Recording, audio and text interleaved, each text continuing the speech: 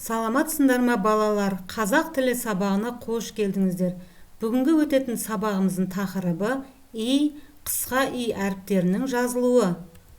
Бүгінгі сабақта и және қысқа и әріптерінің емлесін сақтап жазу, и және қысқа и әріптерінің жазылуы мен айтылу ерекшеліктерін білу.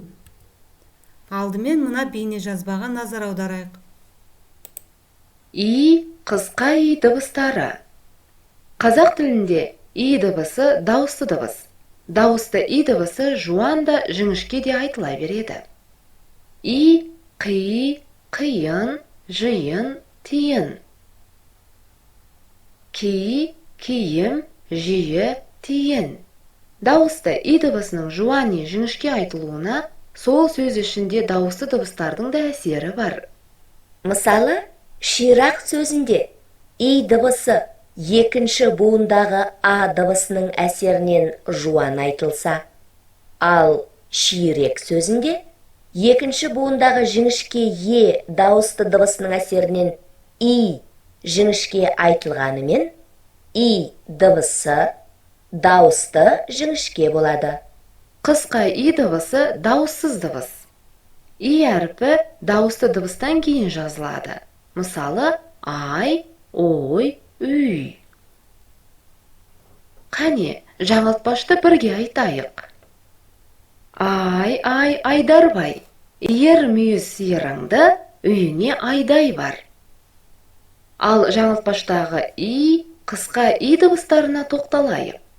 Жаңылтпаштағы қысқа и дыбысы а, ö дыбыстарынан кейін келіп, дауыссыз болса, иер сөзінде и дыбысы дауысты болғандықтан сөз басында келіп, жеке буын иер құрап тұрса, сиыр сөзінде дауыссыз с дыбысынан соң келіп, дауысты жуан болып тұр.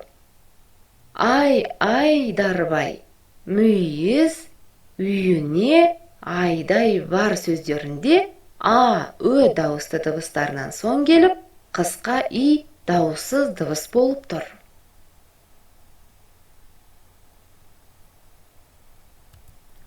Балалар, бейне жазба түсінікті болса, мәтіннің атына қарап, онда не туралы айтылатын болжап көрейік. Қап, көйлегім ай.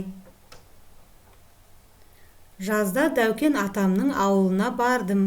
Ауылға барған күні-ақ жаңа көйлегімді киіп алдым. Далаға шықтым.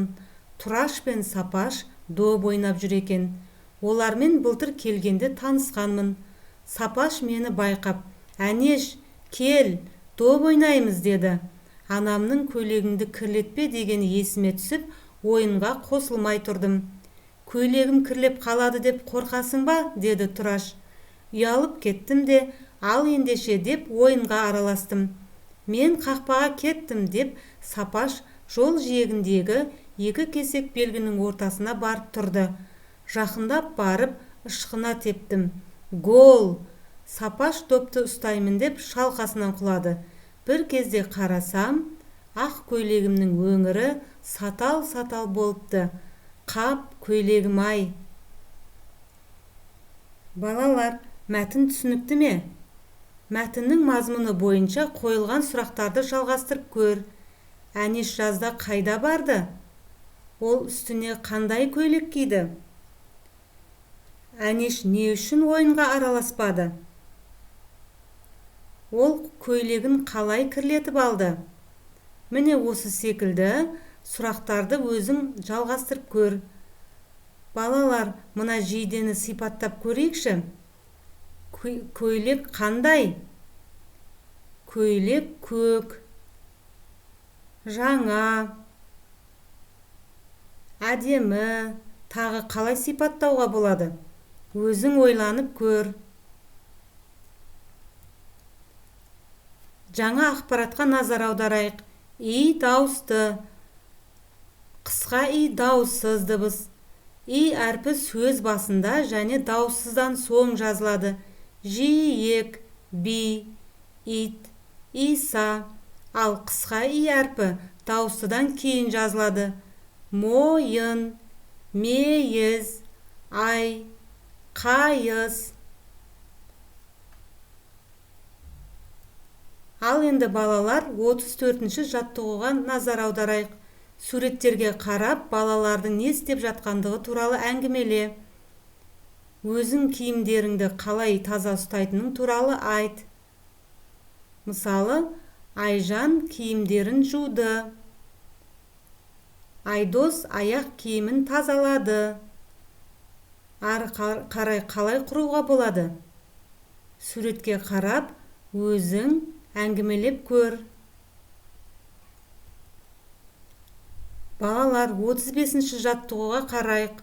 Сөйлемді аяқтап жаз. Күнде кешкісін киімдерімді жуамын.